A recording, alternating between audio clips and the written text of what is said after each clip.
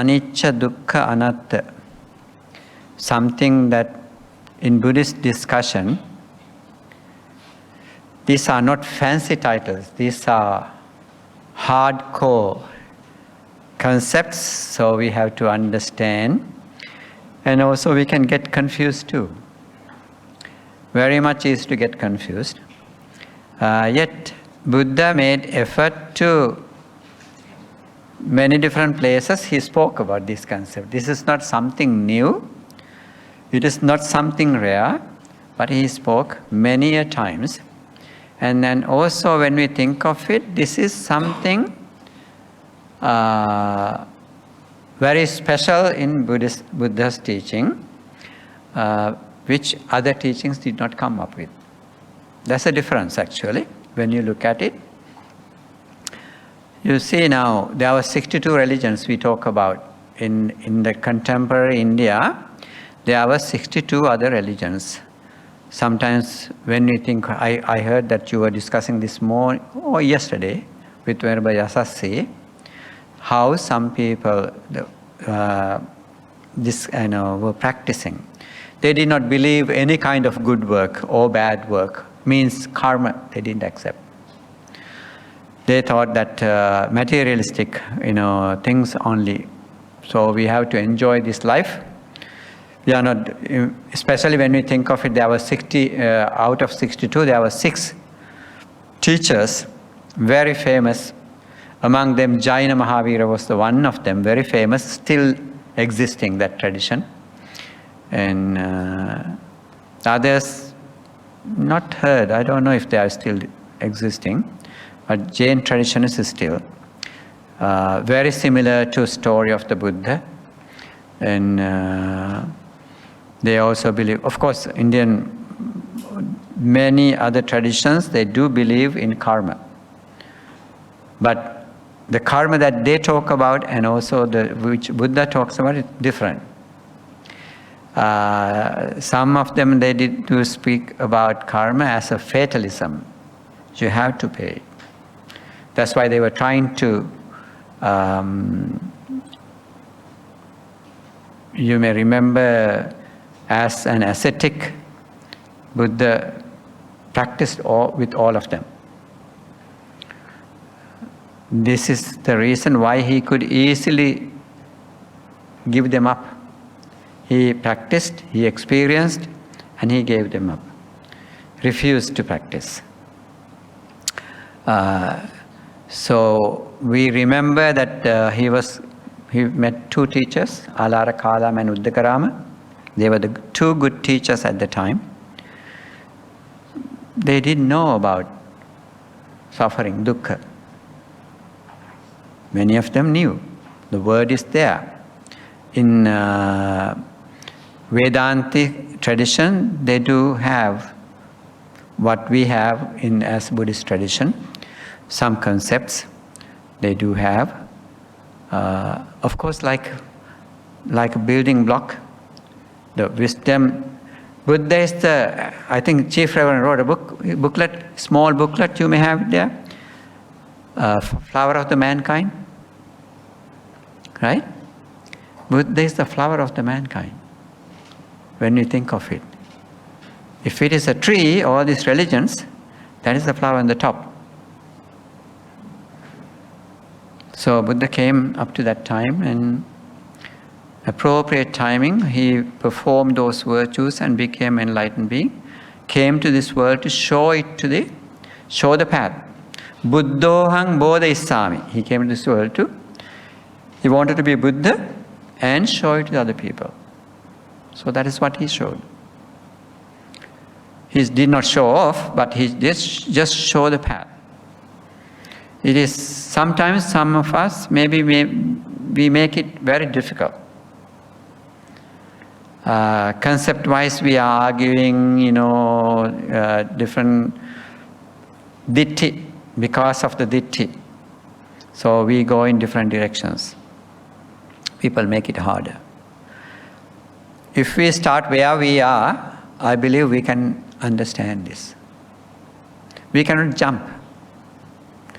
Buddha, what happened was, he practiced and built up on gradual. He always said, this is a gradual teaching.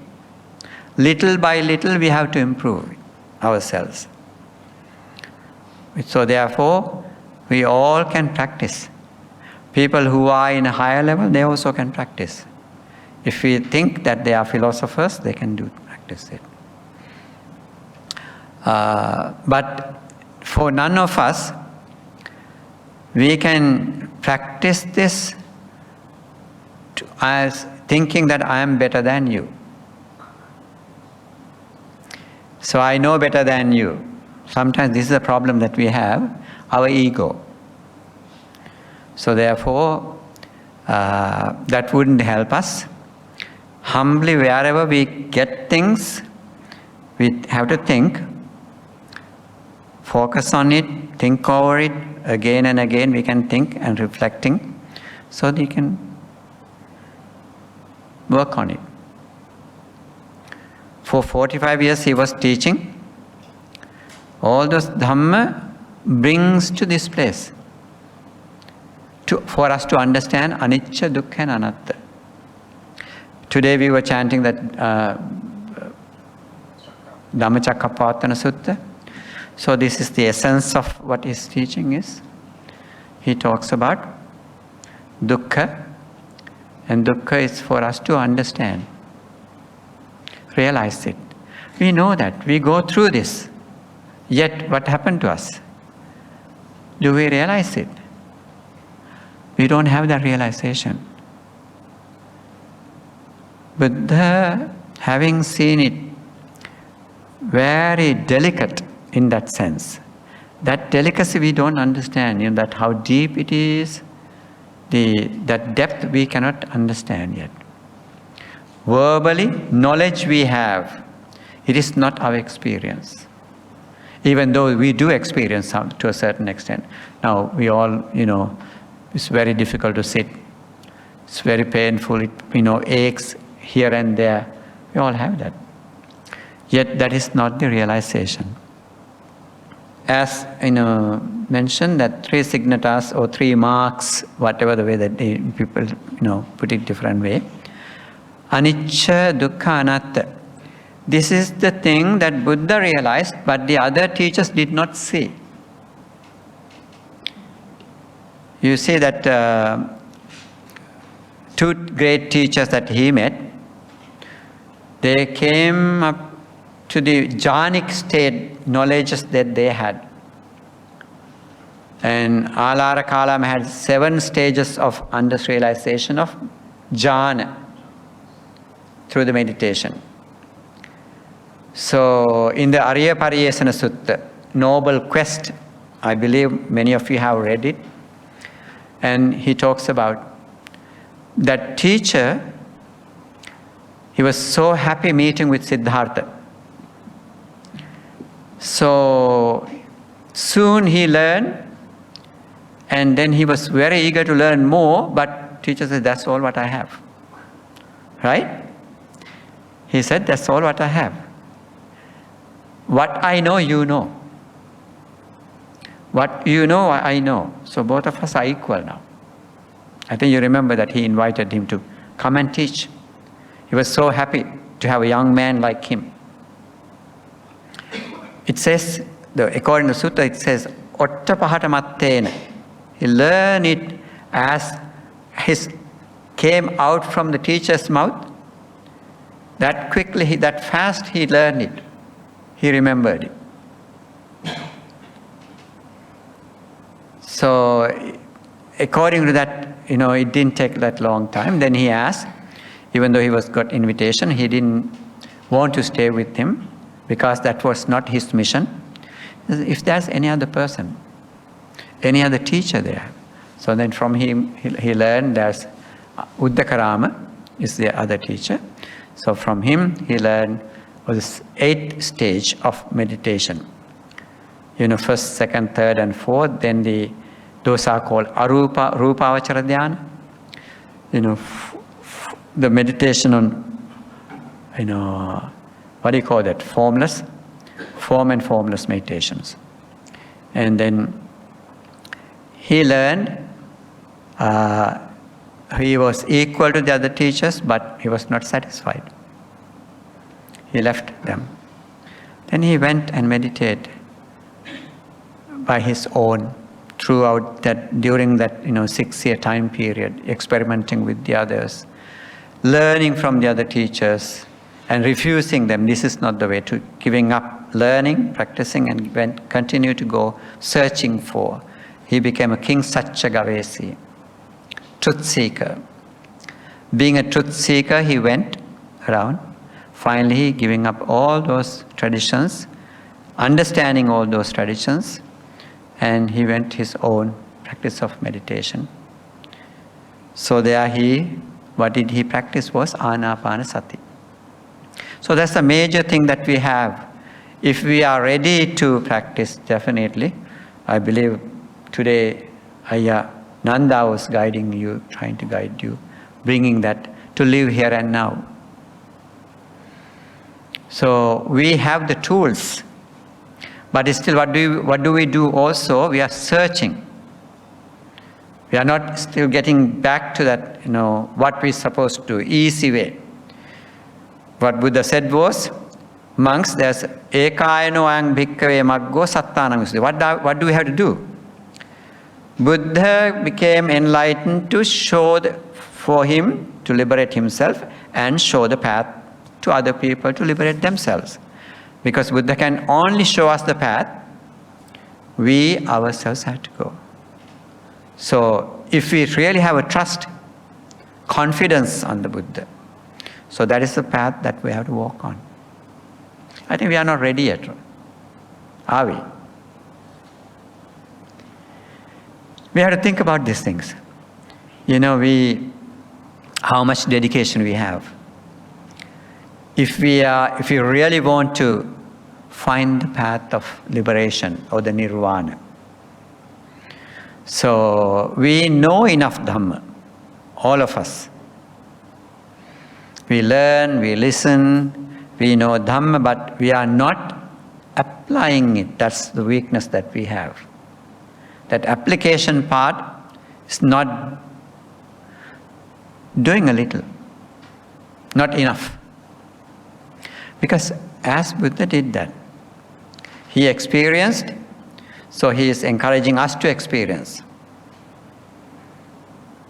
He asked us what he know that he was sharing with us, and he encouraged, you can do it.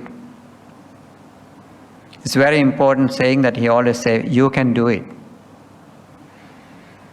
So that empowerment doesn't come easily from the teachers. But Buddha, out of compassion, he was doing that. He was empowering us. So,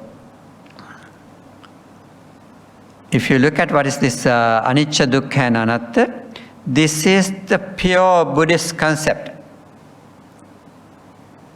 This three signs. Because by practicing meditation, you can, through insight meditation, you come to see that. We all, if we say that, I cannot say that you don't know. All of us have this knowledge of anicca. What is anicca? Impermanence. Don't we know that? Because everything is changing. That much we know, but that is not the realization. Dukkha we know, suffering. Anatta, that is maybe doubtful. That is maybe sometimes we confuse on. So look and see the definition that coming from the sutras. Anicca refers to the concept that all conditioned phenomena are in a constant state of flux. The Buddha taught that everything in existence is subject to change and nothing lasts forever. That comes in the Anguttara Nikaya. The Buddha states, bhikkhus, whether Tathagatas arise or not, this law persists. This principle of nature, this natural order, all conditioned phenomena are impermanent. Because whether Tathagatas arise or not, this law persists. This principle of nature, this is natural order, all conditioned phenomena are impermanent. Many places, many discourses, many different many different individuals. He was explaining this, teaching this, showing this.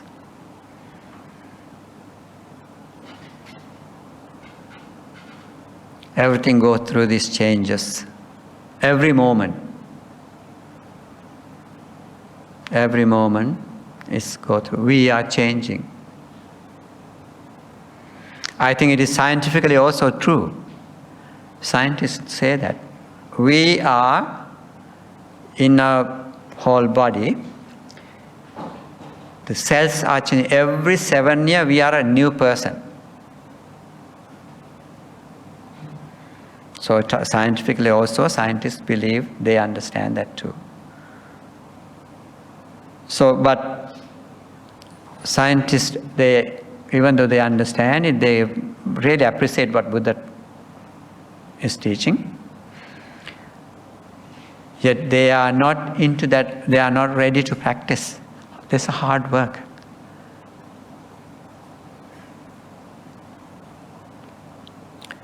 Dukkha. So things are impermanent nature, that's, everything in this world, every tiny thing, they are changing. So whatever is changing brings unhappiness to us.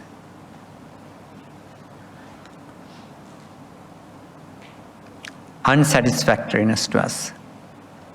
Dukkha is often translated as suffering. You maybe hundreds of times you may have read this.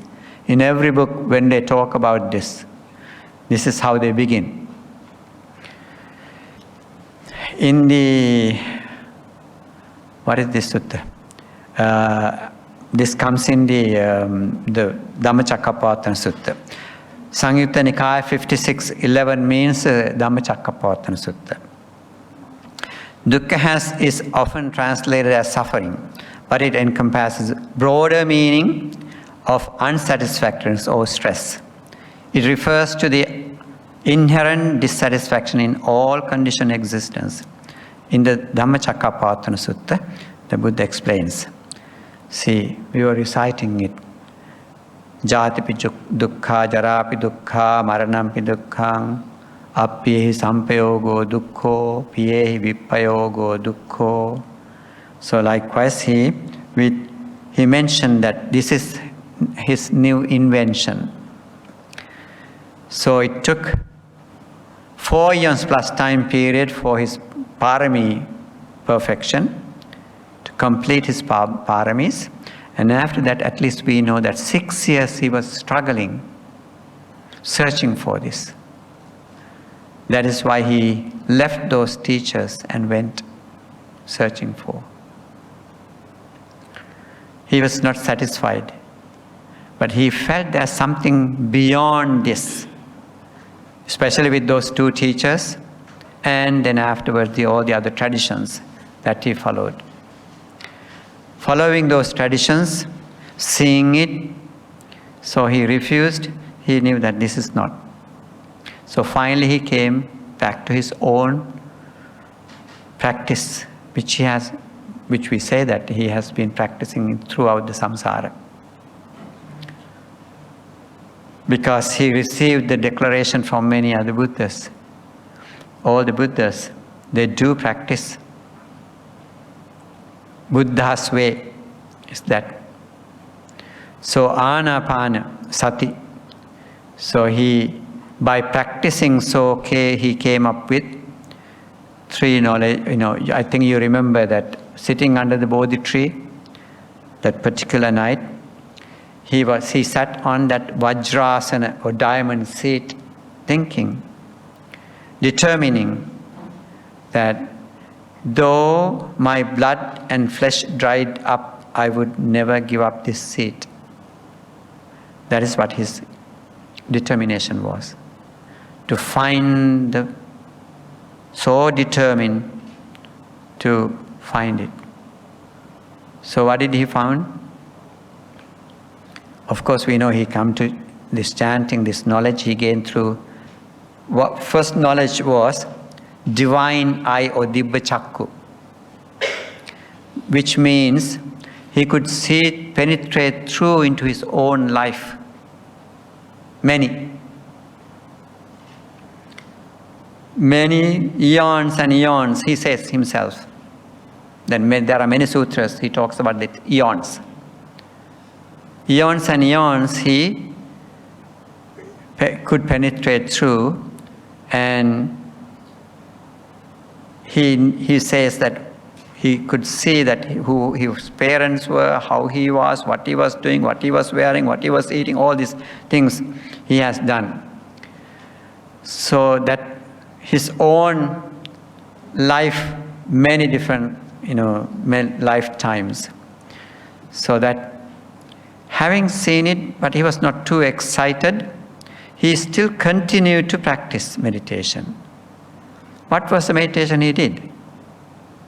Living in now, here and now. He did the anapanasati, nothing else. That is what he described.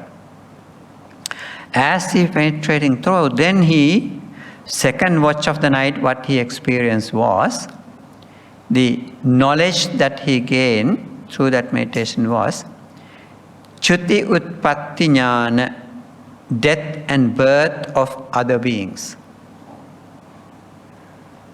That is called Chuti Utpatti, death and birth of the beings, other beings. He saw there was a difference.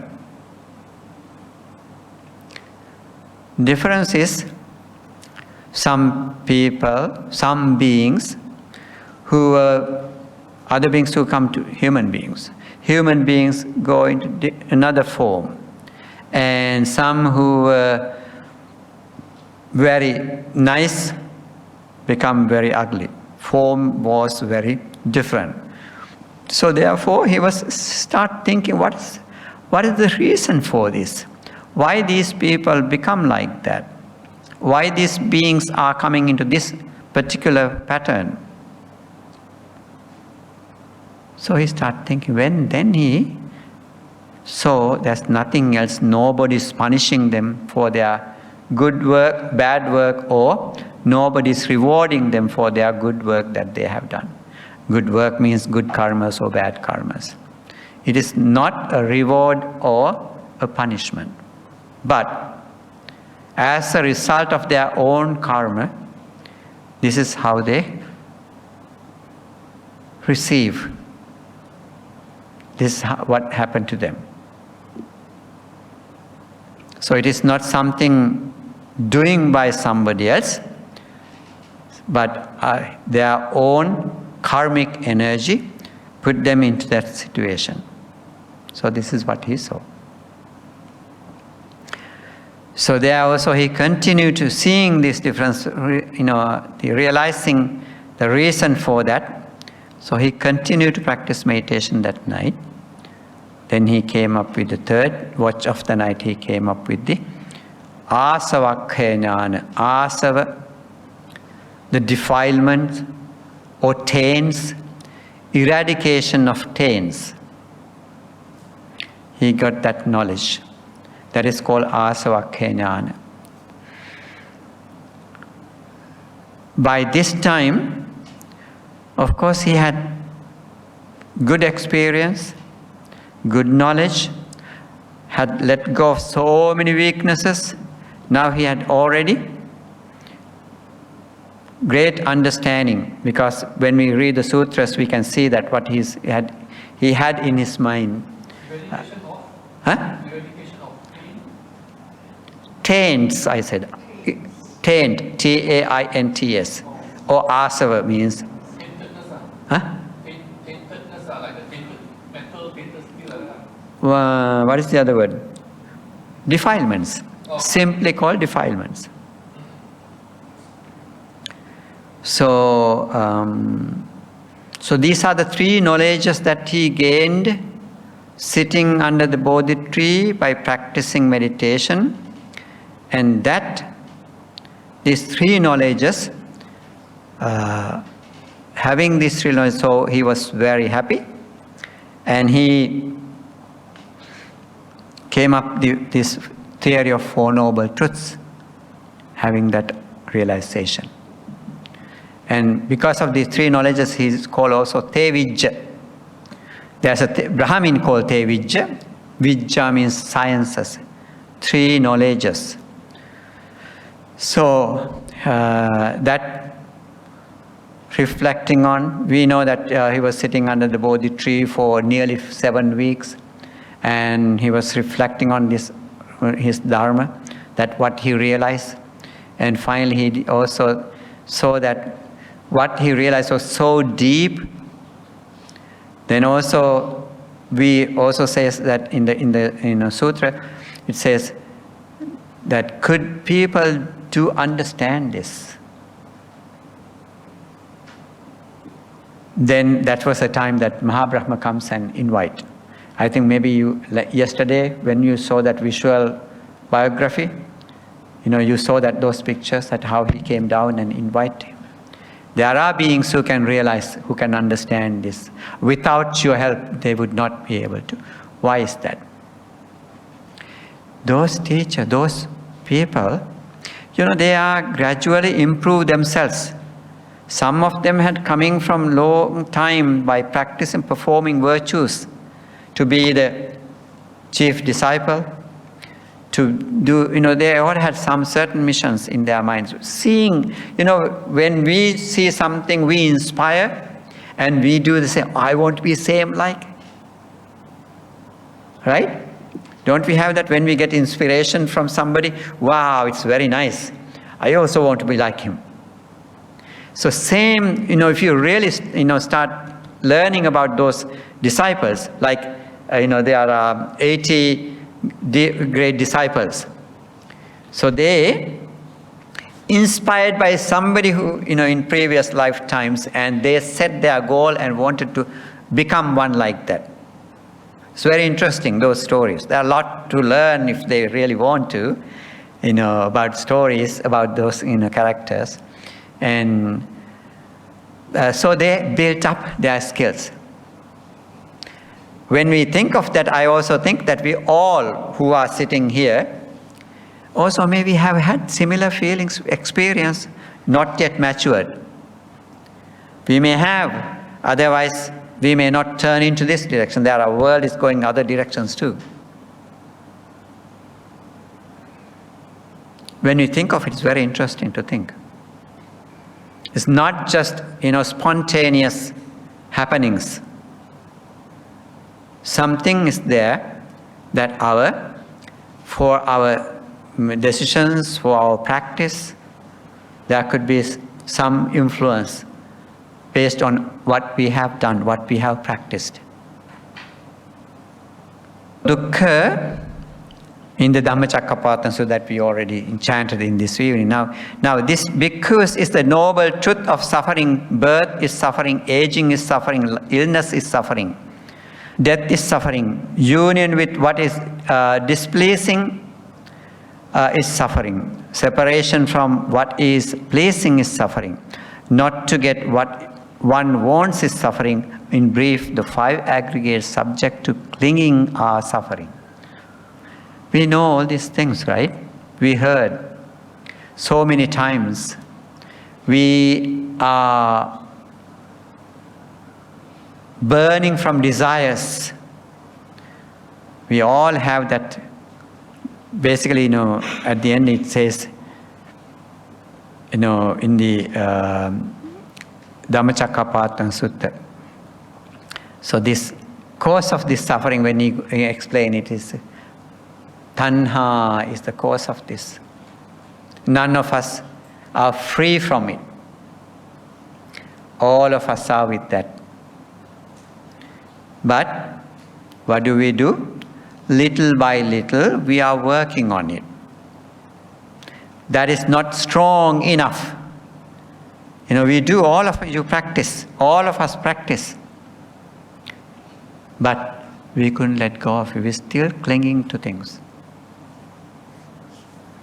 Our clinging make us go through this cycle. Unending birth cycles. As Buddha said, it's unending birth cycle. We cannot see the beginning.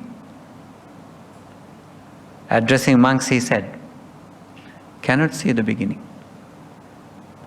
If Buddha were to search for the beginning, instead of teaching all these discourses, still he would not be able to see it. That long time this samsaric cycle is going through. So Buddha built up, confidence. That is why we have nothing else. We have confidence on the Buddha. Why do we have confidence? Because we know that Buddha performed one perfection called truthfulness. So such a person, would he come to mislead us? No, right? Definitely Buddha is not misleading us. He would not show us. He says that. He in one of the discourses he says, Achara sangata mattampi bhavang navannemi. What is bhava? Existence. Right? I would not appreciate this form of existence. But we do, right? We won't. We still not refine our minds to that level. Think about it. We still like to enjoy our lives, continue our, what we are doing. This is how it's a matter of practice and strengthen our abilities, our skills. So this is what all of as practitioners you do. Bringing dana, offering dana, doing nice things, taking care of other people's needs, helping each other whenever they need. So we all do that. So, but when we do those things with the, understanding, that would bring us to that direction, that target. We have to have the goal in our mind. I trust the Buddha. I like to experience what he experienced. What he's showing us was the peace. What is peace means? In other words, state of not fire burning. We are in the state of fire burning, still burning. How? We are trying to supply the demands of our five senses, aren't we? We are operated by only five senses, right? Nothing else. So whatever we cling with eyes, we are still holding on to. We are trying to please our ears by providing sounds, supplying. Trying to please our taste buds, searching for. I'm not saying these things are wrong, but we are in that nature. But because Buddha matured in all those things, he didn't worry about this. He just, whatever he received, he ate. No complaints. This is no enough salt or anything, right? But we will be, if we are at homes, think about it. If our spouse is preparing food when there's not enough salt, we're fighting for it. We know that some people, they do have, wow, you cannot cook? Big fight going on at the house. Right? Things are happening. Why is that? Because we need to satisfy our demand of our sense. So these are happening. Those are our weaknesses. So if we do practice meditation, we will see ourselves, we will see our thoughts that popping up in our mind due to either eye connection, ear connection, nose connection, or the taste buds connection, or the touch. All these five sense faculties are demanding comfort, pleasure.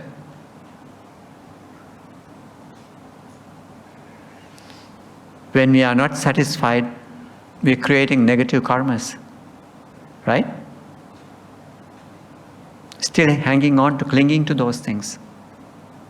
So therefore, Buddha guided us through the meditation. Without meditation, we cannot do this.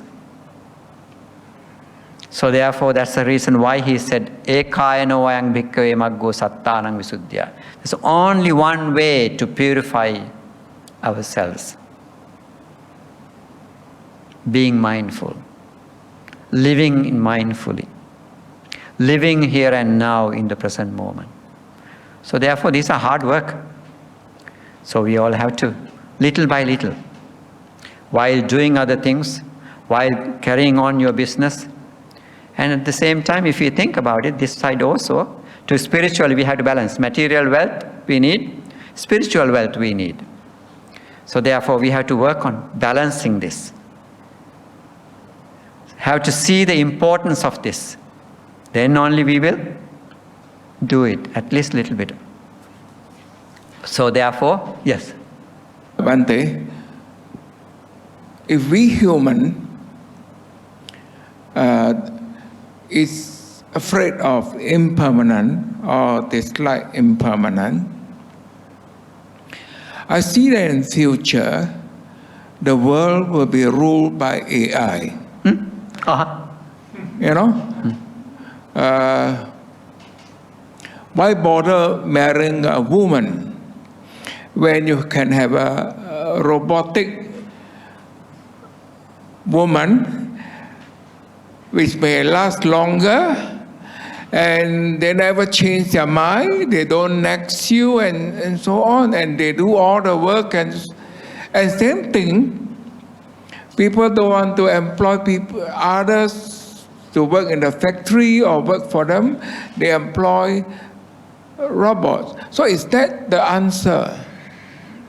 I mean, we go around preaching that everything is impermanent. Are we frightening people away and go towards AI? AI, we are just human beings. AI, we don't know that if they can resolve this problem of existence. But they are more permanent, they last longer, they don't age, they don't get sick. Like always mentioned here, So I'm bringing up here because I'm thinking that if we start talking about this, we are telling that forget about getting married to normal woman. Go and get an AI robotic woman. They last longer, they don't quarrel with you, and etc. How can you visualize that? Can you find that as a solution to this? Well, I think long term it might be a solution. Okay. Yes, the AI may make those things last longer, but you can't last longer. So it's still impermanence. You see, they can make everything last longer, but we humans, we have an age to go through. So even, like for example, you say, yeah, you can have one robot as your wife for your life, but that is for your life. So the impermanence is not on the robot, it's on us. So same thing with suffering. Suffering is not looking on outside. Of course, we do need to look outside, but we need to look inside first. It's possible for us to become permanent. You know, our brain, you know, can be incorporated into the robot. You know, if you want to be last long, the lifespan of in the pure abode is millions of years when we compare to the human time. We know that there's one of the sutras in Anguttara Nikaya, closest realm to us, Chatum Maharajika. Our 50 years going to be one day in that realm. Closest one. So, if we are living 100 years in this human world, in that particular realm, that is only 2 days. So simply think about it. When we think of it, now Buddha has passed away 2600 years before. That means, how many days? 52 days in that particular realm. The next realm to it is 100 years is 1 day. If you look at the time that Buddha lived and up to today, only 26 days passed.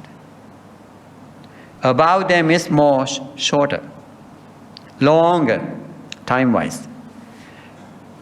So that's what happened. Buddha's teacher, Prince Siddhartha's teacher, or actually King Suddhodana's teacher, Asita Kaladevala, and Alara Kalama, Uddakarama, they were human beings, very wise, but all of them missed listening to the Buddha. Remember the teacher, he was asking, when you saw that in that story. He was, when he saw the prince, he smiled, and secondly he cried. Asked why? Is there any danger to my son? And he said, no, I'm happy, I'm smiled because he is going to be the Buddha. But I cried, I would never be able to listen to him. That is how things are, missing. So very same thing. You can become Brahma in higher realms. Buddha will be coming to this human realm, but he will be there, but he may not have ability to come. There are 4 Brahma realms where no form, only the mind exists. So these are very difficult for us to understand, but concept-wise, they are coming in the teachings, so we cannot grasp these things, yet I believe Buddha did not lie to us.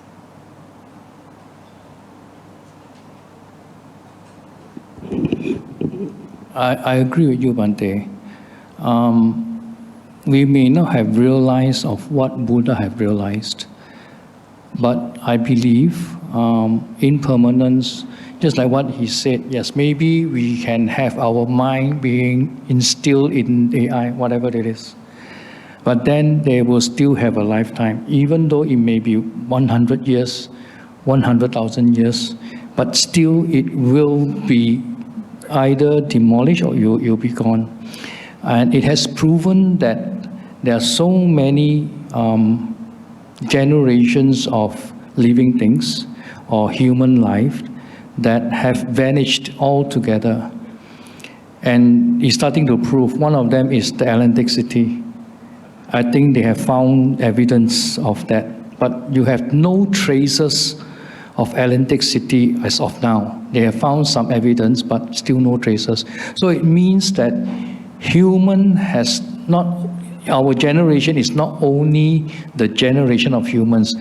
There are many generations of humans that have existed and have vanished, and which we have not no knowledge to. Okay? So basically what Buddha is trying to say is that everything is impermanent except our mind, which is where we are trying to go, which is Nibbana. If I explain it correctly, Bhante. Buddha did not restricted us from enjoyment. Even enjoyments you can do being here and now. The problem is the clinging. Sometimes there are beautiful parts in his teaching. It's called Sankappa Raga. We get the images into our mind, store it there, and we move around. Time to time we are taking it back and enjoying it. So if we can let go what we see, instead of keeping inside us, we can liberate ourselves. What is happening due to our ignorance? We collect them and store them without what we call as no samma ditthi. I'd heard that you are discussing in here samma ditthi. That's the reason. So we know we learn the Dhamma, yet certain things without much effort, since we have not experienced, we are storing them inside. Because of that, we again and again create unwholesome energy in us. So therefore, Buddha is encouraging, see them, enjoy. I heard you were discussing Panchasika story, right? At that time, what did Buddha do? He enjoyed. He was happy. He expressed his, how that performance were. Yet he was not clinging to it. He could let go of that. That is the training that we have to do. That we ourselves have to do it. Nobody else can do it. Buddha shows the path. We have to walk the path. So that's what his teaching is. So very delicate in a sense, what he taught. If we are suspicious, very difficult for us to go with that. We definitely have to have confidence on the Buddha, saddha. That helps us. So that his practice, and sometimes it's hard, for the specialists or for some people, it's very difficult to think of life beyond this life. So when we talk about many eon stories, it's hard for them to take it. If AI should be one to explain that or show it, that could be something helpful for the human generation, So in the level, there are 3 levels of dukkhas.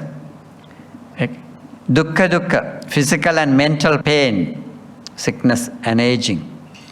Viparinama dukkha, the suffering of changes, loss of something that we cherish. That's what he was talking about here in the Dhammacakkappavattana Sutta. Sankhara dukkha, dissatisfaction inherent in all conditioned existence, the impermanent nature of our existence. So that's sickness and old age and so many other things were there. We see this everyday life. But that is not, we are still ignoring it. Our merit is not matured to let go what we have now and go and grab this and practice this. It's hard. So Buddha did not say this is easy, do it. But he encouraged. I do not appreciate, I don't see the value of it. This going one life to another life to another life. He didn't say, believe me, he did not use that word. But he explained, what he has seen. I have seen this. Therefore, I'm telling you, you can do what I have done. Think you all have, good experiences in your lives. Even though sometimes I don't do this hereafter. Go back to it, see how many times did I do the same thing. Suppose if you have a habit, whoever have a drinking habit, whoever have a smoking habit. So there could be so many habits. We are operated by habits. We call it samsaric habits sometimes. It's hard to let go. I promise, okay, I don't do it hereafter.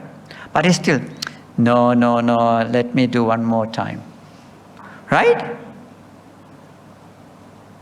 Is that how you think? These habits. Look at your own habits. What are the habits? Negative habits. Good habits are always nice to do it. If you are practicing meditation, let me sit down one more time and just try my best to be here, be now. That's a good habit.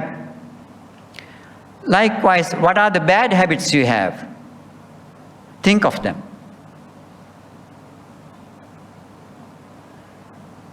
Definitely we all have habits like that. If you can share anything, just share for the benefit of everybody else. When you are smoking, in my teenage I used to smoke. Why? Because of influence of the friends. But somehow managed to get rid of that. We knew that it's not healthy. We knew that our parents didn't like it. Didn't like, our teachers don't like it. Anybody, elders, normally in our Asian countries, elders, when the children are smoking, they would say something. All the adults are caring about the children. They do stop it. So we scared of, our adults. So because of that, we could let go of that. And when you have similar, weaknesses, maybe sometimes among some Sangha members also, maybe when we eat, we want to add a little bit more hot stuff, right? Some of the monks, not everybody. So we have that kind of experiences, but slowly we could let go of those things and come back to what he's teaching. So therefore, there are a lot of habits. They are the one that's hard. And also these beliefs, because we are cultural beings. Our cultures, we are conditioned to believe certain way. This is this, or this is that. So then with those beliefs, we continue to do that. So certain things we can let go. It's a very hard thing. Cultures, to break off from the cultures are hard. For example, things that we do. What are things we do I'm not just criticizing, but you tell me, we are burning houses and cars and things at the funerals. Ritualistically we are doing it. We are continuing it. Do you think that that person who is dead is going to get it? What is your concept of that? That is Taoism. Taoism belief. Yeah. So Bhante, I also want to add on to what you have just mentioned about habit is difficult to get rid of. But when there is a condition that you need to get rid of the habit, you will no matter how get rid of it. Give you some examples. When a person is healthy, just like what you mentioned, he smokes or she smokes, right? When you ask her to get rid of it, you say, oh, what should I get rid of it? But when a doctor tells him or her, you have a tumor in your lung, you need to stop smoking. I think 80% of the cancer patient will stop smoking. right? So that is because of a condition that he knows that he's going to die if you don't stop smoking. So basically, habits, as human, you are able to get rid of the habits. It's whether do you want to do it or not. Okay, it's all mind. That's the reason why Minda, mind, and Buddha has been emphasizing it more than anything else. That's why we need to meditate in order for us to develop a strong mind, right? So meditation is not only to get where your liberation is, but it's also for us to develop a strong mind. When you have developed a strong mind, you can get rid of the habit more easily than a person who does not meditate. Yes, true. Right? So again, what I'm trying to emphasize here is that Buddha has already tell us, have guided us on the suttas. For example, Dukkha. Again, some culture, when there is a problem, especially, not criticizing again, some culture, when someone has passed away in the house, they will like cry like nobody business. But some culture, they will say, oh, die already. They will bury it. The next day they will bury it, right? So it's the culture. But if you say, is it because of inhuman that everyone is, when someone die, you need to cry? But no. But when someone die, the nearest person to the person who died will be having very sad. That is suffering. That is the reason why dukkha, suffering, you need to see from inside. Definitely, yes. When we think of it, now, see, every day we hear somebody died, do we cry? No. No. We only start crying when that closest person goes away from us. That is nothing else but our attachment that we have. So this, yes. Yeah, please. Bhante, I think, I don't know, the world sees me as somebody who has no feelings, okay? My papa left, I just said goodbye. My mama left, I also said goodbye. These are the two people who are my God, okay? I learned whatever values through my papa and mama. But when they left, the whole world sees me. Look at this sun. Do not cry. I don't know why. I still don't know why, okay? And when my late sister left, I also did not cry. So I'm not sure whether I am human or not. Yeah, some people could think that when we are not crying, they may, oh wow, they had no feelings or things. But definitely, we don't have to cry. We don't have to cry. If we can see the reality, this is the nature that everybody goes through this. So that's understanding. Dukkha is for us to understand. Pariññeyang pariññātaṃ bhāve tabbañca bhāvitaṃ. So this is what Buddha said. What I have to understand, I understood it. Buddha said. Pariññeyang pariññātaṃ bhāve tabbañca bhāvitaṃ. What I have to develop, I did it. Cultivate, I cultivated. Bhāvitaṃ pariññeyang pariññātaṃ bhāve tabbañca bhāvitaṃ. So he says, therefore I am called Brahmana, I am called Buddha. So he did. So he always asks, this is what you have to do. We have to make effort to understand. When we understand things, we can easily handle. It's hard work. I'm not saying, because we are different emotional levels. Personalities are different. But once we have this knowledge, we can make an effort to do this. So this is Buddha saw this. Personalities, differences he saw. Having seen it, yet he encouraged us. Say this, showing us this is what is happening, so therefore you can practice this. So he wanted us to practice every day, little by little, strengthen ourselves to live in the present moment. That's the only way to do it, nothing else. So therefore, that meditation, suppose now some of you are teaching, some of you are engineers, let's say, many different people from different, professions. So it's still we can do it. When we do this part of, this is a spiritual science, if we call it. Buddha was a scientist.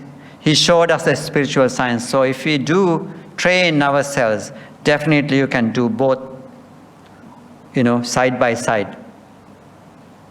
So for us, we have to have that. So we cannot be too greedy for money. Suppose now, doctors, they do work, and then they come back from their hospital and they do, if they can do the private practice, they do. Why? They think, I want this, I want that. So many things. They are not enough. Some, not everybody. Some people feel that it's not enough. So I have to buy this, or I have to next huge mansion for myself and for my children. Likewise, not enough. This is we call unsatisfactory nature. Unsatisfied desire, craving, tanha. Because of that, we continue to feed in to be in the samsaric cycle. This is what we are doing. Yeah, knowledge comes from the book, but through the meditation what comes is the experiential understanding. So that would be long-lasting than the book knowledge. Once we do, this is the reason why Buddha did practice, and he was trying to share with us. Through the meditation, our understanding is deeper. That helps us. We don't have to make noise. We can make our good decisions. This spiritual training giving us more strength to respond. Instead of reacting to the situations, what we have to do is respond to the situations. For that energy, that strength is provided by, through the meditation we can gain. Buddha has even, anything goes wrong, he encouraged us to practice, analyze it and fix it. Chanda, Chitta, Virya, Vimansa. Vimansa means analyzing. So he talks about it. So therefore, it could be a spiritual thing, it could be a worldly thing, business or anything else. So definitely, in the Buddha's teaching, we can apply in any situation. So to improve yourself, spiritually or materially. So therefore, we don't lose anything by practicing what he was teaching. It may be you may find a more peaceful person, peacefully handling things successfully, if we have that skill. Buddha is in a way that he's a great father. Like very compassionate father, encouraging his children to do some nice things. So Buddha is encouraging us to practice. You can see that when you read through, so beautiful when you think of it. Very compassionate father. Because for that reason he set his goal to be the Buddha. Not only myself, I want to find the path and share it with you all the other beings. Very compassionate thing. Yes? We mentioned about impermanence. And the opposite of impermanence is permanence, or something like a very long period of time. Let's take an example of one of the Buddha's very high-level jhana teacher. I think one or two of them, who before the Buddha can preach to one or two of them, they already passed away, and they have already perhaps went to the realm of emptiness, or neither perception or non-perception. So my question is, when these two of the Buddha teacher who went to the realm of emptiness or realm of neither perception or non-perception, are they aware that they are going to be there for a long, super long time?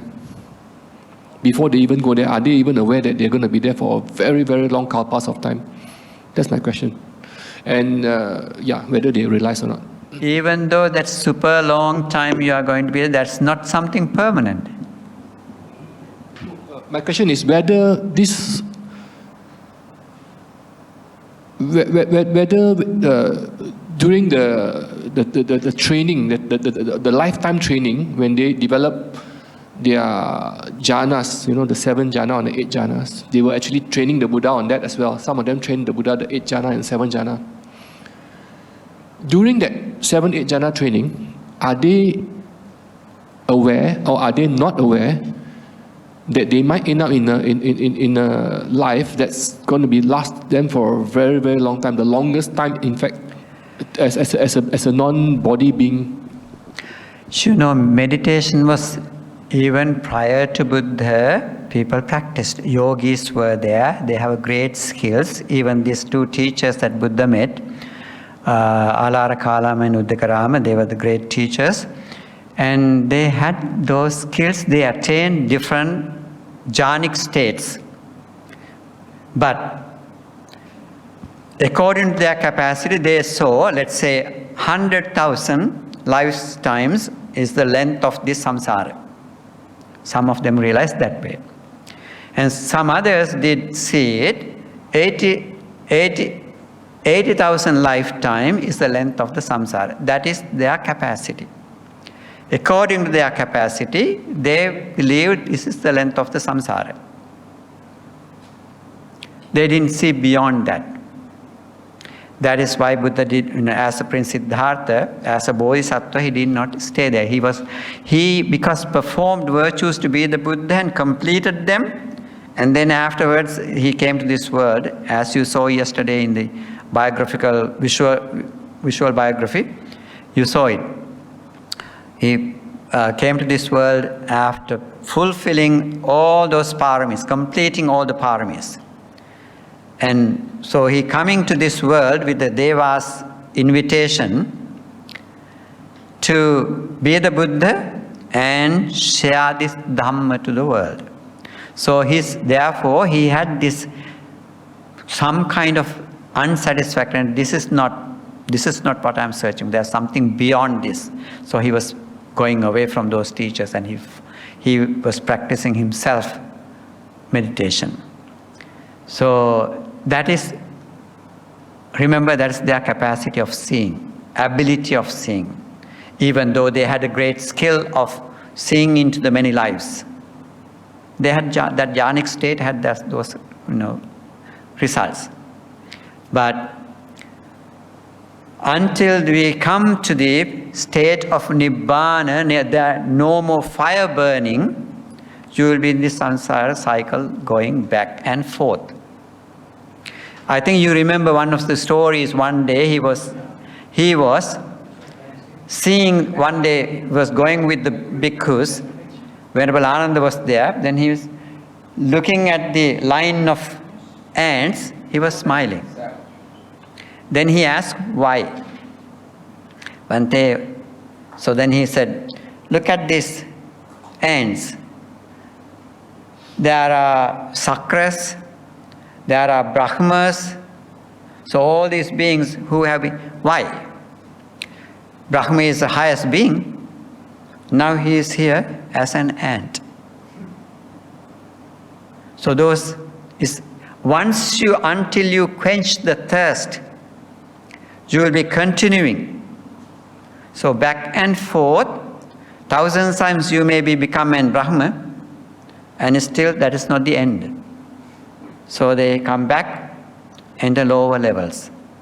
Even you can go even lowest levels, what we'll call in the Pali Canon it says hell beings, they call it.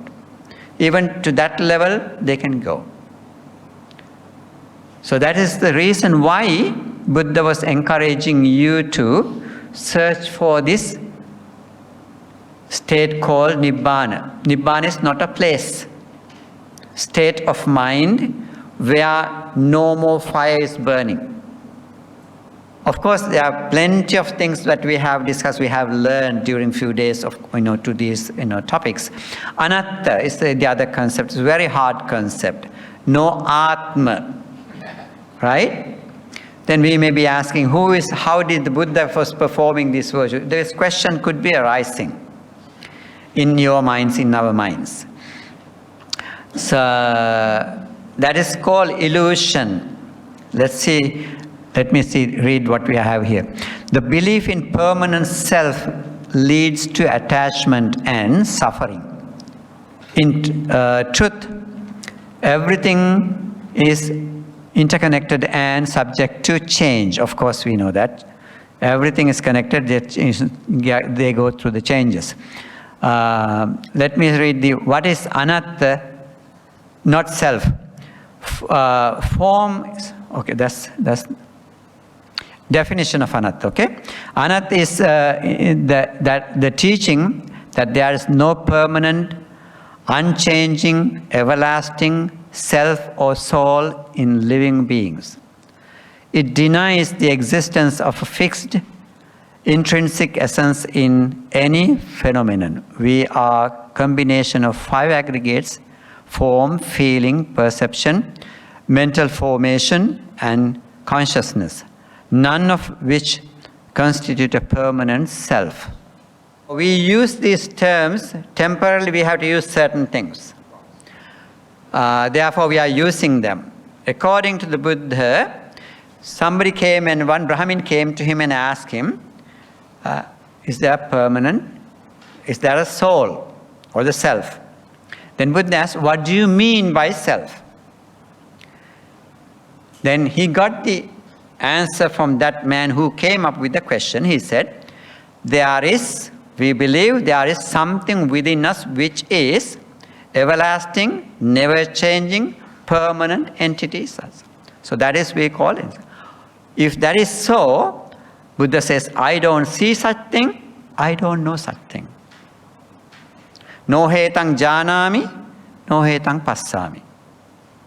Which is never changing, everlasting entity. If there is such thing, then instead of showing us the nirvana, teaching about nirvana, he would be showing us, follow that everlasting thing. So everything is changes. It's a flux of always, changing. So therefore he did not accept. He didn't have to answer that. He was saying that definition is wrong. This is what Buddha said. Everything is good. Whatever you call self or soul, whatever there is something, but we don't know what it should be called. Things are changing. That whatever changing, so it brings unhappiness, unsatisfaction, and the suffering. Form is not in the. You remember now, after first sermon, first Dhammacakkappavattana Sutta, Buddha was teaching to these 5 monks. What did he teach? Anatta Lakkana Sutta. There he asked, which one is this self? Form is not self, feeling is not self, perception is not self, mental formations are not self, consciousness is not self. So none of these things are self. So which one? So even these things go through these changes.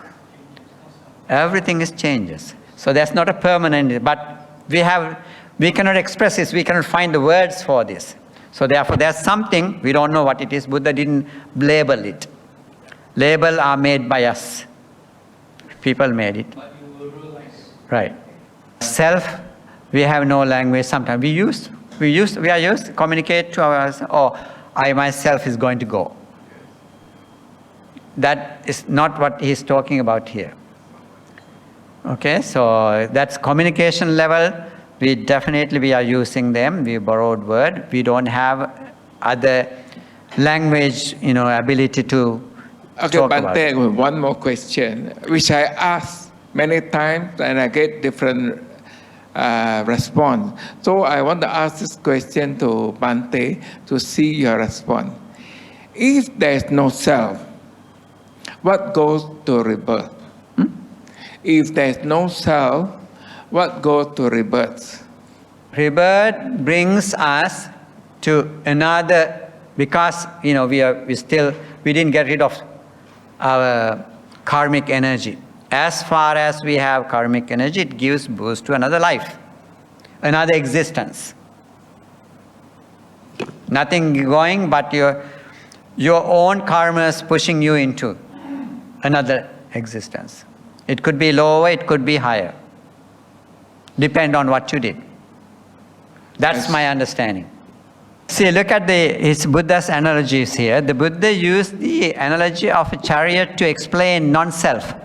What we consider self is just a collection of parts, physical and mental, like a chariot in a collection of all the wheels and axles and the other parts. Something like that. Yeah, when we put together, we put a label on it. Yes. Let's look at the interconnection of Anicca, Dukkha and Anatta. Okay, these three concepts. These three concepts are deeply interconnected. Anicca leads to Dukkha, and understanding Anicca and Dukkha reveals the nature of Anatta. Anicca shows everything is transient and subject to decay. Dukkha arises because we cling to things that are impermanent. Anatta points to the absence of the permanent self that could secure lasting happiness or avoidance of suffering. Path to liberation. By realizing Anicca, Dukkha and Anatta, we can break free from attachment and the cycle of suffering, samsara. So this is the difficulty that you have. We are going in this one. Buddha is encouraging us to break this cycle. For that reason, we have to practice. Otherwise, we keep going round and round and round, never ending. Yes. So therefore, he was encouraging us to practice. Otherwise, he would not do that.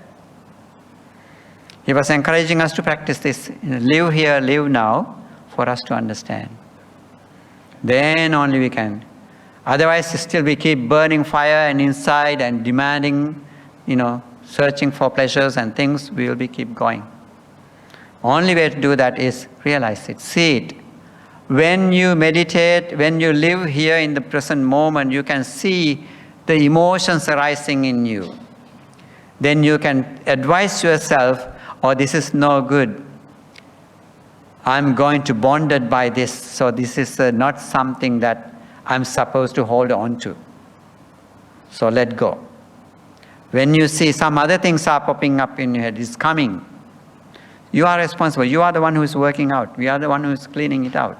So therefore, seeing this, you put them away, not clinging into it. Let them pass. Like, there are a lot of things, flowing down on the river. Same way, you are not holding on to it. Let go. Thoughts are all generating in our mind. Let them go, not hold on to. So that way we let go of all these concepts and things are popping up. So that way, without clinging, seeing them, so we let them pass. This is the ability that we get from this. So you say that even in Dhammapada, I found there are 3 stanzas. Easily you can find it. I think that was 277, 278 and 279. Sabbe sankhara dukkhati yada panyaya passati. All phenomenon things are dukkha. If you can see it through the wisdom, insight knowledge, so insight wisdom, so definitely you can. That is the path to Nibbana. To Nibbana means extinguishing the fire. Otherwise, fire keeps burning. That's the important thing. Dhammacakkappavattana Sutta says, and what bhikkhus is the noble truth of the cessation of suffering. It is the complete cessation of the craving which leads to renewed existence accompanied by pleasure and delight. So that is holding on to things. So in that sense, something simple, yet due to our craving, due to our ignorance, we are holding on to them. Meditation, mindfulness. Buddhism meditation practices, particularly insight meditation, vipassana, focus on observing impermanence, suffering, and non-self in everyday experience. Everyday mindfulness, by recognizing the impermanence of situation and the absence of permanent self, we can reduce attachment and cultivate inner peace. It is true. When you do practice meditation, you can see yourself. You can be happy looking at yourself because, oh wow, I can see my progress. But for that, to see that, you have to practice. Even though you are getting back to your work field, if you can be mindful, doing your work and doing your spiritual work, both sides balance yourself, that would be something you can be very happy of, your own practice, your benefit that you benefited from this. So these are the three signs. These three signs are the things different. I said that different from the other religions. Nobody came up with this theory. Buddha showed us this is how it is. If we can see this, definitely we can quench the thirst for demands that we have, and we can extinguish the fire that burns in us. In the fire sermon, Fire Sutta, there's a sutta called, discourse called Fire. So that is showing us all these five senses are always demanding. If you really look at Anapanasati Sutta, it's teaching us how to see that the things that popping up in our mind. We have to read it very carefully, slowly, then you understand, you can see. And also you practice, then you can see that what Buddha is talking about. Anicca teaches us to accept the transient nature of existence, right? Dukkha helps us to understand the nature of suffering and dissatisfaction of life. Annata frees us from illusion and permanent self, leading to liberation.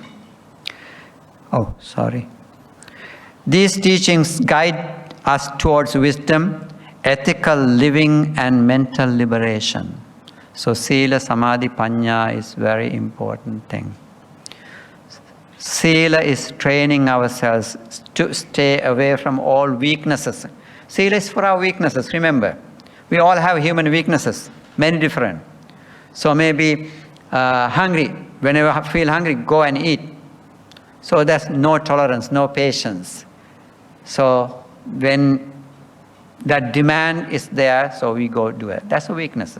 So therefore we have Vikala Bhojana Veramani Sikkhapadang Samadhyam. So we promise, I determined to do that, so I continue to do it. So that's the training that we're building up, strength that we build up. So that's what it means here.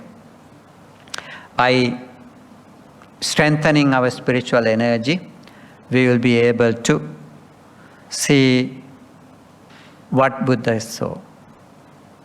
For that reason, if you have time, if you can share that the Dhamma is available now, internet, all the discourses. I think last time also I mentioned to, some of you may remember, that access to insight. In that site, there are all the sutras in English. But sometimes, it's hard because English language is not for this. So Buddha's teaching is beautiful, but certain words are making hard for us to understand. But slowly, with patience, if you can read and try to digest it, would help you. Access to insight is the site. Or there could be Sutta Central also, that one Bhante in Australia is Sutta Central. If you know the discourses, then you can type it, then you can get the titles. Of course, you can get explanations. So therefore, Anicca, Dukkha and Anatta, very important concept, only find in Buddha's teaching. And so this is, if you can see this through the experiences, that is your liberation. Sabbe sankhara anicchati yada panyaya passati atanibbindati dukke samaggo visuddhya. Sabbe sankhara dukkhati yada panyaya passati atanibbindati dukke samaggo visuddhya. Sabbe dhamma anattati yada panyaya passati atanibbindati dukke samaggo visuddhya. Samaggo means this is the path to liberation. If we can see this, then that is the path to liberation. These stories, there are stories 277, 278 and 79. These are 3 stanzas coming in Dhammapada. There are stories to Buddha was teaching this to bhikkhunis, group of bhikkhunis, because they were given an object to meditate, it didn't work for them. They came back to the Buddha and asked for help. Then Buddha was looking into that. Oh, they have done meditated on impermanent nature. So that is the reason why he gave, encouraged her to practice. So looking at them, Buddha taught this lesson to them. That's very brief stories there.